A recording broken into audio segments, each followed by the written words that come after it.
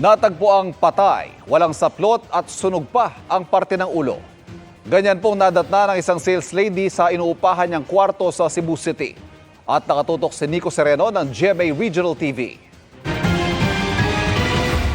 Wala ng buhay at may sunog pa sa ulo ang 27 anyos na si Charina Relativo nang matagpuan itong Biyernes ng hapon sa inuupahang kwarto sa Barangay Bulacau, Cebu City. Batay sa investigasyon, naunang umalis noon ang live-in partner ng biktimang sales lady sa isang mall sa Cebu City. Pero nang tawagan niya ang kasintahan, sa oras na naghahanda na raw siyang pumasok sa trabaho, hindi raw sumasagot si Charina. Tumawag ang nobyo sa kakilala para kumustahin si Relativo pero patay na siyang nakita.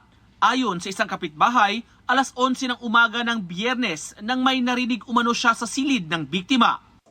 Ang pulisya hinihintay pa ang resulta ng autopsy para malaman ang ikinamatay ng biktima. May person of interest na sila at may mga inimbitahan din kaugnay sa kaso.